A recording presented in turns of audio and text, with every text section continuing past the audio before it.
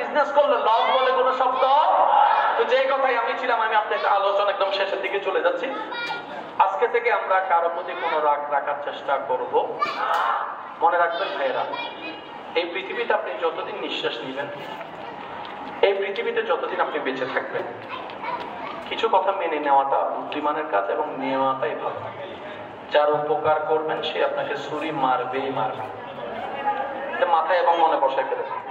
যার উপকার করবেন সে ছুরি, যার ইজ্জত হেফাজত করবেন সে আপনার ইজ্জতে নিয়ে টানাটানি করবেই। যাকে গর্ত থেকে তুলেছেন সে আপনাকে মেরে গর্তে ফেলবেই, মেজরিটি পার্সেন্ট। যাকে আপনি ক্ষুধার্ত অবস্থায় খাবার দিয়েছেন সে আপনার প্লেট ধরে টান মারার চেষ্টা করবে। যাকে আপনি থাকার জন্য একটা ঘর দিয়েছেন সে আপনাকে ঘর থেকে বের করে দেওয়ার চেষ্টা করবে। এই কথাগুলা জেনে মেনেই মানুষের উপকার করবেন। কেন করবেন? আপনি থ্যাংক ইউটা ওই বান্দার থেকে না নিয়ে বান্দার স্রষ্টা থেকে নেওয়ার চেষ্টা করেন। আপনি বলবেন আমি আমার ভাইয়ের উপকার করিনি, আল্লাহ তোমার বান্দার উপকার করেছি, সুবহানাল্লাহ।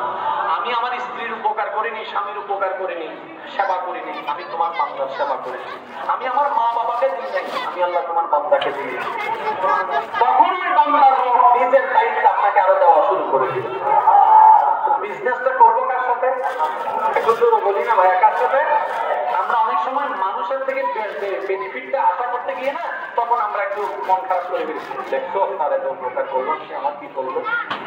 এই কথা কখনো বইলে না, আশাও করে না। মানুষকে শুধু দিয়ে যাবে, রিটার্ন পাওয়ার কোনো আশা। একটু সবাই বলে না, রিটার্ন পাওয়ার আশা রাখছেন তো খাইছেন ধরা। আগে যারা রাখছে তারাও খাইছে ধরা, সামনে যারা রাখবে তারাও খাবে। আল্লাহ পাক আমাদের সবাইকে নবী রাহমাতুল আলামিনের ওয়াফাতের উম্মত হয়ে রবের ওয়াফাতের বান্দা হয়ে কাল হাসরে ইজ্জতের সাথে উঠার তৌফিক দান করুন।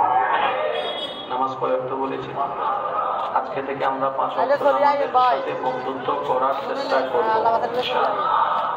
আরেকটু জোরে বলি, হয়তো নামাজের সাথে বন্ধুত্ব করেন, আর এটা যদি একটু কঠিন হয়ে যায় তাহলে কোন একটা দিলওয়ালা নামাজে খুঁজে তার সাথে বন্ধুত্ব করে ফেলেন। ডাইরেক্ট নামাজের সাথে বন্ধুত্ব করতে গেলে মিস্টার শয়তানের পেটে একটু গুটলাই।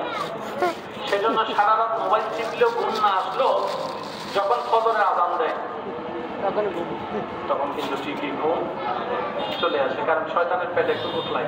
বান্দা রবের কাছে গেলে যদি রব খুশি হয়ে গুনাহ মাফ করে দেয় তাহলে তার সারা জীবনের পরিশ্রম সব শেষ হয়ে যাবে। সেজন্য হয়তো নামাজের সাথে বন্ধুত্ব করেন, আর যদি সেটা আপনার জন্য একটু কঠিন হয়ে যায় কোন একটা নামাজের সাথে বন্ধুত্ব করেন।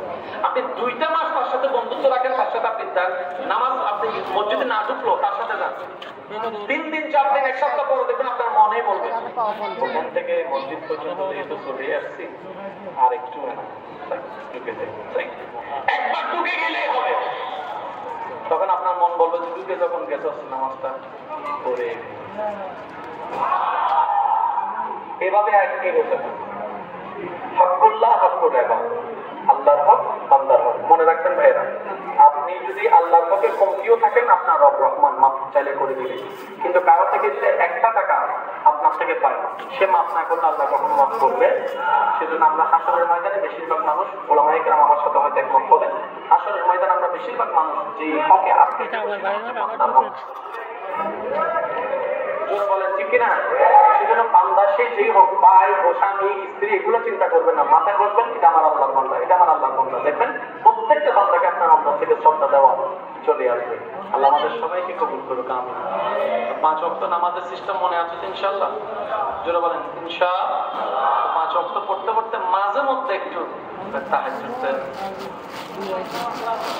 কারণ রাত যত গভীর হয় তত জোরে বলেন না, রাত যত গভীর হয়। একটা কথা মনে পড়ছে বলবো, পছন্দ বেশি পছন্দ 2টা শব্দ দ্বারা আপনারা একটু ডিফাইন করবেন। বান্দার রোজা আল্লাহর পছন্দ, আল্লাহ 5 ওয়াক্ত নামাজ আল্লাহ পছন্দ, তাহাজ্জুদের নামাজ আল্লাহ। জোরে বলি, সবাই জানি তাহাজ্জুদ আল্লাহর একটু বেশি পছন্দ। তো তাহাজ্জুদ তো ফরজ নয়, আল্লাহর বেশি পছন্দ হলো কেন? আল্লাহু আকবার। রব বলে যে 5 ওয়াক্ত নামাজ আমি হুকুম করেছি বান্দা পড়ছে, তাহাজ্জুদ আমি তাকে পড়তে সে নিজের হারামের গুণকে হারাম করে আমি রবকে খুশি করার জন্য তাহাজ্জুদে দাঁড়িয়েছে, সেজন্য তাহাজ্জুদ বেশি পছন্দ। তাহাজ্জুদ বেশি পছন্দ তার মানে কি এটা দাঁড়ায়